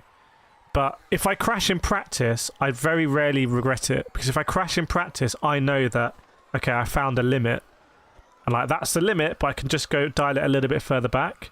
I actually weirdly, I regret it more when I don't crash in practice. But this is karting where the consequences are not severe. Joshua Birch Motorsports coming in. They have been allowed to enter the fast lane, but the track is still official red flag. No word when we go green yet. Okay, now maybe they are now on the move. Unless there's some so I can images now of the cars as Joshua Birch Motorsports was saying at the front in the fast lane, I believe. Green, green, green. Put your green emojis in the chat, everyone, because Jean-Eric Vergne is on the move. So the duels have started. Duels are underway. So how this is going to work is going to be non-stop battling now till we find the person who starts on pole, and pole could be critical here. There's going to be carnage in the midfield. Yeah, green flag, green emojis out. So Jean-Eric Vergne is going to lead us out here, followed closely by Robin Frines. Okay. And what sort of lap times are we going to see after that break? That will allow slightly more dust maybe to get onto the track. Are they going to get into the 1 minute 10.5s or something like that? Is it going to be high 1 minute 10s? Is it going to be 1 minute 11s? I don't know. We will see. Brian, crashing is an endurance racer. Not. You get used to, as a racing driver, you get used to crashing, really. It's more, if it's in a race, you're frustrated, like, oh, I can't believe I threw that away. I'm so angry with myself. But that's why in practice, I'm like, oh, okay, I'm like, oh, okay. Let's say it's wet, and I'm going in the wet, and I aquaplane, and I crash, go across the grass and crash, I'm like, into tyres, I'm like, oh, okay, I'll try a different line there. But anyway, here comes Jean-Eric Vergne over the line. So we've got sector times up at the top as well. So we will see. Green, green, green. Yes, indeed. And who is going to win? By the way, let me know in the chat who's going to win this. Jean-Eric Vergne, Robin Frines. I haven't heard any predictions. I don't know. But remember, Jean-Eric Vergne, he was on pole position yesterday. So I'm going to go Vergne. Sector 1, 22. Oh, it's close. It's close. Robin Frines is about 100th faster, but it's very, very, very close here. So, strike number 1 for the following car as we follow that story. So here we go. Sector 2, 19.3. It's 19.3 for... Oh, it's super, super, super close. But Robin Frines, again, looks to be a little bit further ahead. So at this stage, Robin Frines looks like he's going to get this one done. And I believe right now the other cars are on track. It's going to be non-stop. It's going to be non-stop. So Robin Frines... PRL Motorsports, great job on your F3 coverage. Oh, I didn't know. Very nice. Come on, Jean-Eric Vergne. Envision first. Well, I think it's going to be Envision here. Is it? 111.112? Yeah, 10.8 for Frines. So, sorry, Mr. Jean-Eric Vergne, but it is Robin Frines who wins the first duel. He goes through to the semi-finals.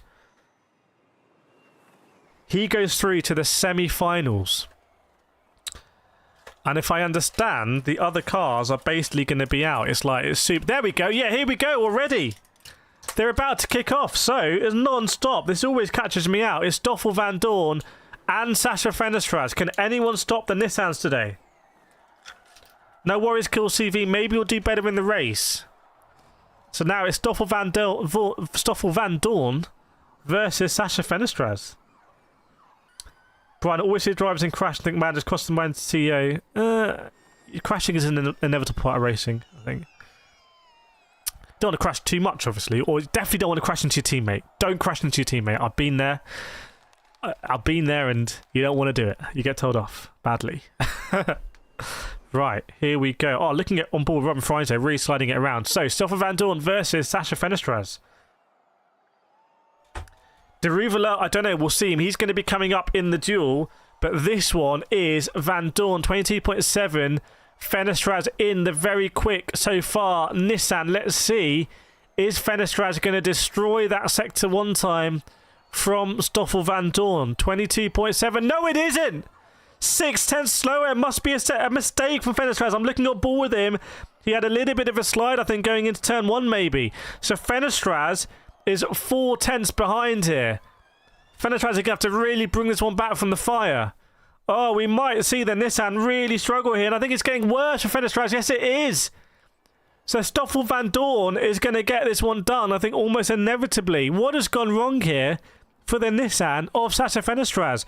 I think more power is available to the cars now in qualifying in terms of kilowatts, but it just hasn't worked out here for Fenestraz. It is going to be Stoffel Vandoorne.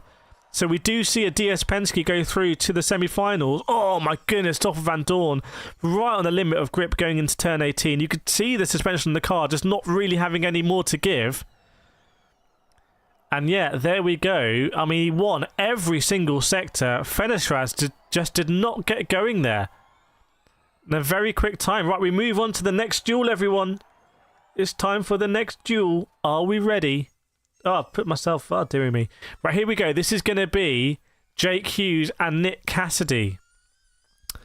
So, what can Cassidy do here? We will see lots of different powertrains in the mix. Well, apart from Porsche. Welcome, Paul Freddy. Well, thanks so much, Ecology. Glad to have you here as well. As we're here for qualifying, and in a couple of hours, we're going to be doing the race. Okay, so, Jake Hughes for the Neon McLaren Formula E team is going to be starting his lap. Well, he started it because the start line is different from the finish line, isn't it? So, yeah, unusual circuit layout in that respect. And here comes Nick Cassidy as well. You would imagine Cassidy is going to get this one done, but I just don't know. It's Jake Hughes right now. Vandoorne won. Vandoorne won. Chai claimed it there. Chai is through to the semi-finals. Yeah, it was all over Fenestraz in the first corner. I think Fenestraz went deep in the first corner. 22.7 from Jake Hughes in sector 1. Oh, Nick Cassidy goes basically 2/10 quicker. So Cassidy 2/10 quicker here. Okay, Cassidy on the move. At the moment, Cassidy has the upper hand. Is he going to be able to see it through? Let's see. 19.2 from Jake Hughes in sector 2. What about Cassidy? Oh, Cassidy again a little bit quicker. So it's still a 2/10 though. It's not a lot of time. It's a fifth of a second. It's kind of mind-boggling. But let's see what's going to happen over the line. Here comes Jake Hughes. But what about Nick Cassidy? Jake Hughes with a 1 minute 10.9. It's not the quickest we've seen. Definitely not the quickest. Here comes Mitch Hughes. What's it going to be over the line? A 10.3. That is very, very, very quick from Cassidy. Very quick from Cassidy. Wow. One of the quickest times we've seen today, I believe. So Cassidy in that Jaguar TCS racing car, definitely on the move. Yes, we are go, go, go. And now it's time for Jehan Deruvala, the rookie, in his first ever duel. And he's got Oliver Rowland following him. Now, Deruvala Maserati MSG. We saw the Nissan of Fenestraz not having a good round. But that was down to, it looks to be a mistake in turn 1. So, who's going to win this one? Let me know in the comments. Do you think it's going to be Deruvala or is it going to be Rowland? Let me know. Here comes Deruvala. Here he comes. Right. Let's have a look at those sector 1 times. 22.7, remember it was for Jake Hughes. Are we going to see these drivers go any faster than that? Now is the time. Jehan Deruvala. How fast these cars go to Indy? Well, Indy is a bit different because they go on the ovals. But these cars are meant to go, I think, over 200 miles an hour. But you would rarely have a circuit that would allow them to go that long because you don't want too many long straights. You want sort of braking zones. 22.8 from Deruvala, so it's not super, super, super quick. What about Rowland, though? Is Rowland going to destroy that? If he hasn't made a mistake, he should do. 22.5. It's all about Oliver Rowland right now in quarterfinal 4. So it's going to be very difficult for Deruvala to get this done. Yeah, the Nissan fans in the chat, I think, very much enjoying this. So 19.1 for Deruvala. What about Rowland? Rowland in Sector 2. Is it going to be an... Oh, wow. Diriyah beats him in Sector 2. But has it all been done and dusted in Sector 1? Let's see. Still time. Garav says hopefully Diriyah dumps as Rowland. Okay, so we've got people on different sides of the fence here. It's a 10.7 from Diriyah. It's not the slowest. But remember, we just saw a 10.3, was it? From Nick Cassidy. So what's it going to be here? What about Oliver Rowland? What can you do? And yes, oh my goodness me. 10.1 from Oliver Rowland. What did the Nissans have for breakfast here? What did they have for breakfast? That is a marker. He wants to start this race on pole position. Oliver Rowland, I think, the driver with a lot to prove in Formula E. An awful lot to prove.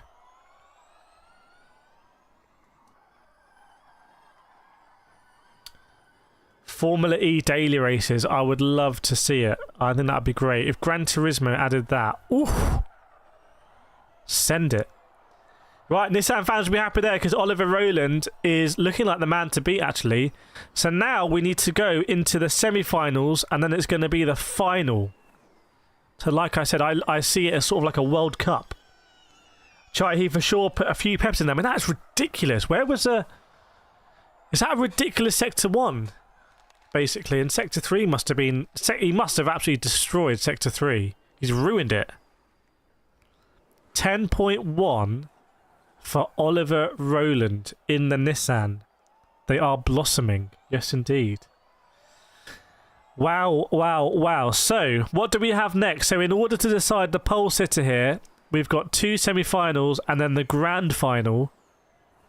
And I can confirm for you right now, the semi-finals are going to be Robin Freins versus Stoffel Vandoorne. Got a bit of a Benelux thing going on there. And then Nick Cassidy, Oliver Rowland. Wow, 4 different cars. And I think 3 different powertrains, if I'm understanding correctly. In the semi-finals, 4 different manufacturers in the semis. You don't see that in other championships. So, I want... Oh, Sebastien Vandoorne. Who do you think is going to win? Who's going to... Oh, you're coming in with the Pridos. The predictions. What's been the slowest fastest? I think that 10.1 from Rowland would have been the fastest time. The slowest time is difficult to say because we saw people doing 26s in quali. Right, so first one, Freins versus Vandoorne. Okay. So, Sebastien Vandoorne, chat, let me know who's going to win. Who's going to win this particular split? Is it going to be Freins? Is it going to be the Stoff? The Stoff or Freins? With or without? What do we think? Brian, I'm from America where specifically NASCAR was coined, so I'm not familiar with these style disciples. I would love to learn more. Book. I love this bit. Why would a person want to race Formula E versus 3-2-1 for anyone to answer? I didn't make it all the way through that. My stupidity. I'm just not intelligent enough to crack that one open. I'm struggling there. That's all on me. Okay, Dump saying Vandoorne. Welcome to... I'm going to sneeze. Whoa, in and out. So, yeah, we're coming up to the first semi-final. Robin Freins versus Stoffel Vandoorne. People saying Vandoorne. I think Robin Freins has a lot to prove. I think Robin Freins has been on the edge. I think it was Brian's question earlier about crashing. Well, Robin Freins, he's out already, I think. He's on the move. Is he on the move? Robin Freins crashed in Mexico. Like, you know, he's pushing it. He's pushing it. Julius Not Citron will take the place. What does that mean? Thank you very much, yeah. Thank you very much. By the way, some super exciting content coming next week. I'm flying out next week. I'm flying out to shoot something. Oh, I dropped my straps. I don't remember when I was doing a watch along for like Singapore or something. There were like 6,000 people watching. And I dropped my gingerbread man. And just instinctively, I was like, I'm eating it. I was so hungry. I was like, I don't even care. I'm just eating it. This is all like sim rig. It's all like, there's like nuts and bolts here. There's screwdrivers, instruction manuals. It's like it's not a kitchen worktop bit like that. I was like, nah, I'm having it, and I survived, I think. But then I regretted it. I was like, why does it's only a gingerbread man. Something's kicked off there. Something's kicked off. Okay, you feel Diriya starting 5th? Maybe. 10.7 was it for Diriya? If I remember. Brian, how does one get into Formula E? This seems foreign to me. Why not just kart to Formula 3? Formula E is a official FIA World Championship, so it has a level of like genuine prestige, and I think they want to add the manufacturers to also be an FIA World Championship. But so I think Stoffel Vandoorne is an FIA World Champion,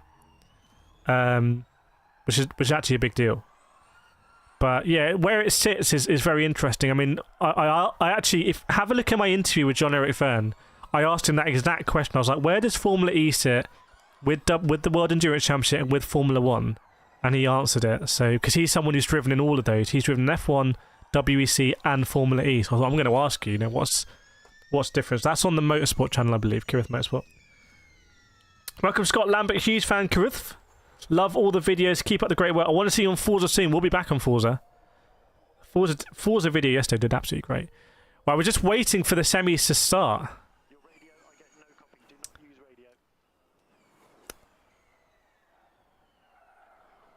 Char, you're here till toasted to survive, yeah. Unless I got subbed out on my twin. No worries, Scott. We're just waiting here for the... we're just waiting here for the semi-final to start. That's what we want. Different style of qualifying.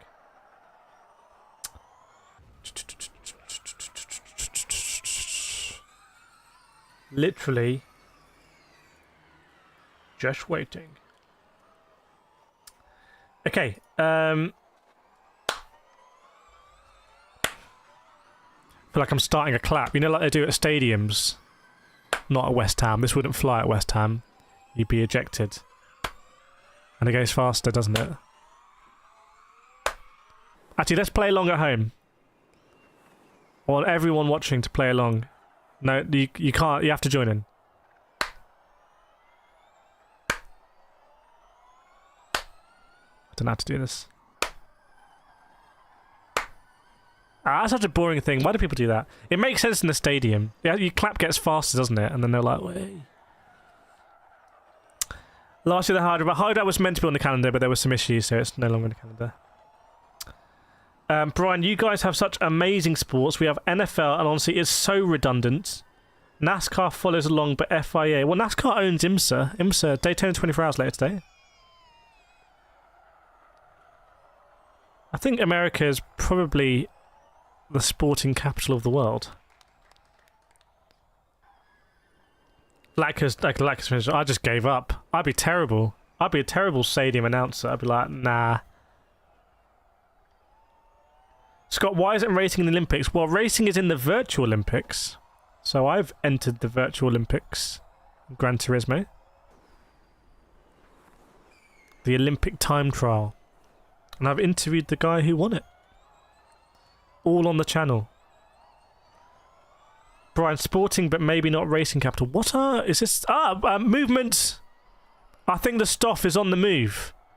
I think the Stoff is on the move, everyone. Let's see. Yeah, but Formula 1 is very Americanized now. Like, Formula 1 really does cater towards America. You got the HQ in Las Vegas. You got Las Vegas. You got Miami, and you've got Circuit of the Americas. 3 circuits in one country. There's no other country in the world that I think has ever had 3 circuits in 1 year. This flag is absolutely huge. It kind of scares me. So, Robin Friends and Vandoorne, then immediately after it'll be Cassidy and Rowland, and then we're going to find out who is going to be on pole position. When will the semi start? Oh, that's immediately, I would say. Very soon. I've got the live footage here. I wonder if they did some more repairs to the barrier or something. Interesting architecture here, Diriyah. It looks like they've got some old school sort of like fortifications. And then they've created buildings around it in the same sort of style that are obviously modern. The predictor vote. Oh, it should be in predicting, chat. Chat, click that link and you can predict. I'm missing out on points because I'm streaming. But you can do it. You can predict and get those points. 64% we're going for the Stoff, I think. Right, here we go, everyone. We're underway. We're underway. So, wow, I'm looking how dusty the tyres are of Robin Fry's in the pit lane. Obviously, he's been rolling down the pit lane. And the tyres are really dusty. Now he accelerates out of the pit lane. I can see that they're clearing up. But it's just a reminder there is so much dust here. Same with Stoffel Vandoorne. So it's going to be Robin Fry's to lead us out. And then it's going to be Stoffel Vandoorne. What are the times going to be? Are we going to see anyone get close to the 10.1, was it? 10.2? Something like that from Oliver Rowland, which is a very, very, very, very, very, very quick time this weekend. So it's Envision Racing versus DS Penske. It is Robin Fry's in the Envision Racing car who's starting us off here. And it will be Stoffel Vandoorne who will be chasing. Got a rabbit and a chaser. Will the rabbit win? Let's see. You could do something like, you could give the car behind more energy, and if they catch the car ahead, then you win. You do some cool stuff, Formula E. Sebastien Buemi looks on. It's his teammate, Robin Fry's. Where to watch? I'm watching on TNT Sports 3. Okay, so we're underway, and Robin Fry's, what's it going to be in Sector 1? 22.7, very similar to the Diriyah time. That ultimately wasn't good enough for him. So is Stoffel Vandoorne going to be able to improve that in the DS Penske, the car that was on pole position for the Diriyah race yesterday for the E-Prix round 2? Stoffel Vandoorne making his way through Sector 1. He's slower, 22.8. So Robin Fry's has the advantage right now. And a 19.1 I think is very quick from Robin Fry's. I think that's similar to Oliver Rowland in the pretty dominant, apart from the Fensterpress moment, Nissan. So what about Stoffel Vandoorne in Sector 2? Is he going to do a fast Sector 2? It's going to be difficult. No, we can't. I think this is going to be all about Robin Fry's. Where are you, Robin Fry's? Here you are. Robin Fry's, the man who missed some of the season last year with a broken hand, is drifting it around. Oh, big drift from Robin Fry's. Goodness me. Almost tagged the bunda of the Envision racing car into the barrier. Will he have lost some time there? I don't know. It's a 10.4. It's a 10.4. Very quick. I don't think Vandoorne... No, 10.6 is not super slow, but that is going to be a victory in semi-final 1 for Robin Fry's. It's time. Right. So, yeah, good result there for Robin Fry's. He's through, and now we go through to the next and final semi-final, which is Nick Cassidy versus Rowland. Can anyone stop Rowland right now? Well, if someone can, it's going to be Nick Cassidy. Let's get Cassidy up, because Cassidy is leading us away. So Robin Fry's, by the way, is through to the final. So the Jaguar-powered Envision racing car is through to the final, and now we have a Jaguar powertrain versus a Nissan powertrain.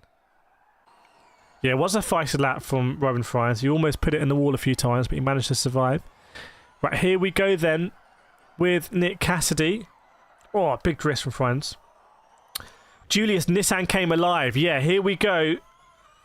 What are we feeling, chat? What's it going to be Sector 1 for the Kassmeister? Sector 1. 22.6?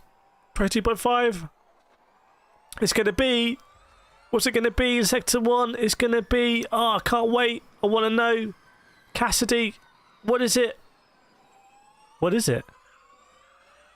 22.7. So, not super quick. Definitely vulnerable. Scott loves Jaguar. Ecology saying Rowland. Here comes Rowland. 22.7 dead. So, it is pretty close. Rowland is not managed to get out a big advantage there. 19.1 next sector. We know it's pretty solid. It's a pretty solid lap from Cassidy, I have to say. Could he finish this with a 0.5? Could he get a 0.5 on this lap? Let's see. The pressure is all actually on Rowland here, but Rowland... Well, that's not true, because Rowland's a little bit ahead. But he needs to make sure... 10.2! 10.2 from Cassidy. Wow, so Rowland does actually need to pick this out. That is a quick lap. We know Rowland did the 10.1, did he? But what can Rowland do here? Let's see. Oliver Rowland in the Nissan. 10.1, almost exactly from Rowland. Rowland is through to the final. Rowland is looking unstoppable. I don't see how Robin Fries can get anywhere close to Rowland here. But there we go. If you were calling for Rowland in chat, you got it right. Because Oliver Rowland there in the Nissan, well, he's definitely going to be starting in the top 2 tomorrow, subject to any penalties. But will he be on pole position? We will see. Nick Cassidy really gave it everything there. So that Jaguar does look strong. And we know the Jaguar will be strong in the race as well. And it's a great opportunity for Jaguar this race because you've got both Jaguar Porsche cars down there. And I think you've got both Andretti cars down there as well. So big moment potentially for Jaguar tomorrow, even though Cassidy hasn't been able to get into the final. But Oliver Rowland, is this the start of a... By the way, Oliver Rowland has been so under the radar this season, but if you look at the stats, Oliver Rowland has been making up so many places in races. Like, he's been overtaking drivers. He's warmed up. He's warmed up and ready to go. So if you put Oliver Rowland at the start of a grid for the race, well, there's all the ingredients there. What happened to Mitch? Mitch didn't make it through to the duels. Mitch was in Group A. He didn't make it through to the duels here. So, yeah. Semislit saying final will have to be Friends. Okay, chat, I need you to let me know now. I need you to let me know. Who do you think is going to start on pole position tomorrow? Is it going to be Oliver Rowland or is it going to be Robin Friends? See, Friends is already there at the end of the pit lane. He's like, I'm ready to go. Dump saying Rowland. Is it Rowland or Friends? Let me know. Tropic, are cars and Formula E engine are different to each other? So the chassis is the same. The aero is the same. But they make their own powertrains. And they make their own software as well. I'm told the software is very important. But they can't do stuff like do crazy front wings. They want to keep the cost down, essentially. But the powertrain's very important. The powertrain in the combination with the software. So we saw some stuff going on in Mexico where there was an FIA investigation of Pascal Wehrlein and Jake Dennis. And they were investigating whether the Porsche had come up with a sort of traction controls effective system for their car. They were cleared in the end, but I think there was some changes that needed to be made. It was one of those, if I remember. But that shows how important the software, the delivery of the power is super important. Ecology, your favourite driver? I don't really have a favourite driver, but I would say here, I would love to see a Nissan on pole position. Just shake it up. You've got to remember, Envision Racing, so Robin Fry's driving for Envision Racing, they were the manufacturers' champions last year. So they were the fastest manufacturer. They got the most points. So I would love to see a bit of a shake-up here and Oliver Rowland get up there. Dump saying Oliver. Julius saying Nissan. Scott probably Rowland. Dump saying Nissan again. Double vote for Nissan. By the way, chat, 42 likes. I don't think we're going to hit the 100 likes. But can we get 50 likes? If you haven't hit that like button, hit the like button. Make sure you subscribe as well because we're going to be streaming the watch-along of the race coming up in a few hours. I think it might literally be in about 3 hours' time, if I'm getting it right. So, is it going to be 2 minutes till the final here? We will see. It is Rowland versus Robin Fries. I'm very much excited. David saying Nissan would be good. How many people in chat drive a Nissan? Anyone in chat drive a Nissan? Chai is fine with either of them. Okay, very good to know. I hope the final is going to kick off quickly. By the way, I think you can go into predictor now if you want to, and you can predict the winner if you want to do that. See who is going to win this race. Sorry, who's going to win this qualifying, I say. Do you win qualifying? Or is it like you get pole position? We will see. Dump says, yes, my dad works there. Dump, is your dad Oliver Rowland? Can you confirm? It's got 100k subscribers this year. It will be difficult, but it's doable. But the thing is about YouTube is that if you want to...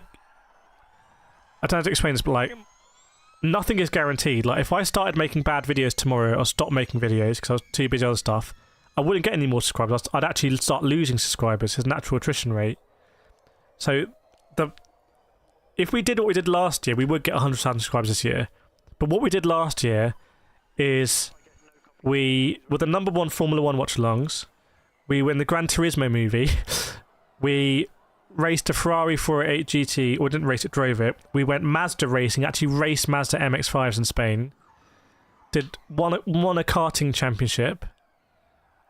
Like, we did so much stuff last year. I almost can't imagine how we're gonna. But then again, this week I'm flying somewhere.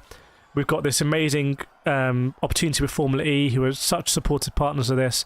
We're going to be going to Formula E races. So it's like, I don't know, but like, I could drop dead at any moment and I wouldn't. So, you know, that's the reality. 50 likes, very nice. Thank you so much, everyone. Welcome, Thomas Perulska. No, he's the CEO of Nissan Germany. Goodness me. Well, if the CEO of Nissan Germany wants a very average YouTuber from London to come over and make some videos of his cars, then you know how to get in touch with me. Email in the description. All I'm saying.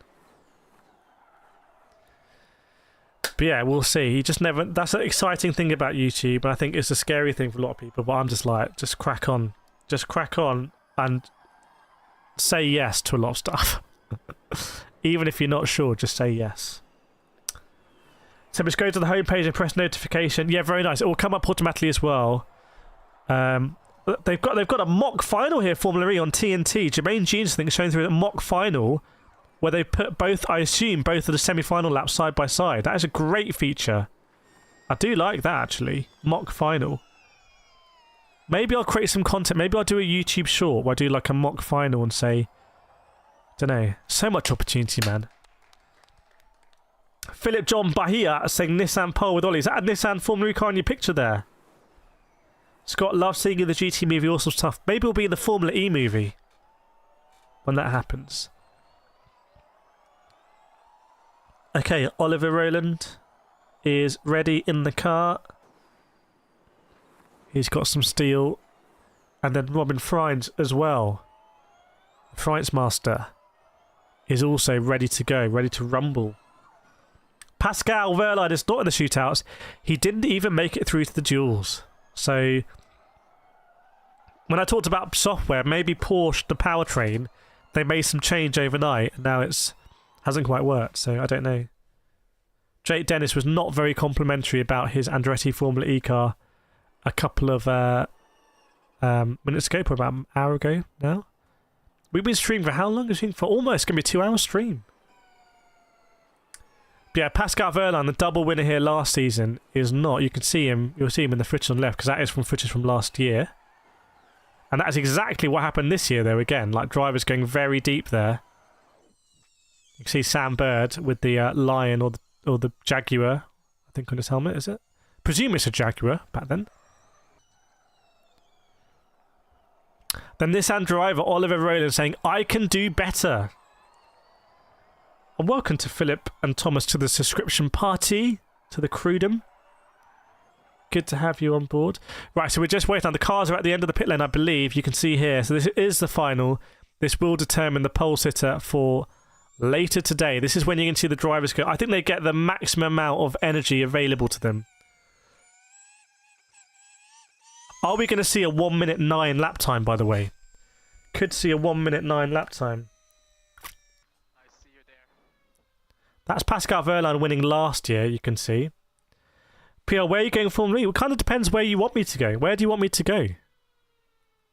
Here we go. We're underway, everyone. Green flag. Green flag. And it is Robin Friends who is going to lead us out. And he here is kind of an underdog because Oliver Rowland has looked absolutely supreme today. So Robin Friends, get us underway. It's going to be Friends first, Rowland second. I'm guessing if you have the fastest time in the semi-final, you get to go second. Because it might be slightly faster, I don't know. Tokyo, people say go Tokyo. We can go Tokyo, we can do it. And then we'll get your questions and what you want me to see and do there. Oh, next week I can't say where I'm going. This is this week now. I can't say, but I can't say right now, but I'll tease it. Because I would like to have some questions for that as well. Right, so the cars are getting ready. Not on the flying lap yet. Francesca Valdini, I think, at Nissan is looking very attentively at the screen. And Sylvian Filippi, the team principal at Envision Racing. He picked up the trophy last year in London as Envision Racing won the Constructors' Championship. He looks keenly on as well. Both their drivers about to do battle here in the final of Diriyah. Right, here comes Robin Freins then. Are we going to get 1 minute 9 lap times? No, it's not with Formula E, it's with something else. But here we go then. So Sector 1, Robin Freins tears it downhill. We know he was quite starty in the semi-final. Is he going to tap the barrier? Is his luck going to run out? I don't know. You don't want to at this stage. It's better starting P2 than not starting the race at all, Robin Freins. But let's see. Sector 22.7. So, okay, let's go for it, definitely beatable. We saw Rowland at a 7 dead. Oh my goodness me. Oliver Rowland, 22.6. Oliver Rowland has already built out a second. Let's get Rowland on the screen because I have a funny feeling this is going to be a dub for Oliver Rowland and he is going to go. I don't know when his last pole position was, but I think it's been a while. So here we go. Robin Freins. 19.1. Oh, Oliver Rowland. But Robin, if he makes a mistake, it's still very, very, very close. It's very, very, very close. Robin Freins are going to go over the line. Is it going to be a low 10? It's a 10.3. Now, we know Rowland can do a 10 dead. We know Rowland can do a 10 dead. Is he going to do a 1 minute 10 dead here? Let's see. Let's see. Oh, what's it going to be? Rowland on pole is a 10 dead. There we go, everyone. Oliver Rowland is our pole sitter for round 3 of the Formula E FIA World Championship ABB at Diriyah. It's going to be Rowland on pole. Poland is what it's going to be. I haven't been there, Scott. I've never driven in Canada. Okay, so, chat. I think the Nissan fans will be happy there. The E-Prix is going to start in about 3 hours' time. So I'm going to be back here in 3 hours for the watch-along. And I'm going to take you there to the page automatically now. Don't worry about it. It's going to take you automatically now. So just, when you go to that page, hit the like button, hit the notification button, and put an emoji in the chat. And we're going to be there for the watch-along, where we're going to see, is Oliver Rowland going to take a victory here that I don't think anyone would have expected for the Nissan Formula E team? And also, how is Jake Dennis going to do? How is Pascal Wehrlein going to do? How is Mitch Evans going to do? How are these big names going to do coming back through the field?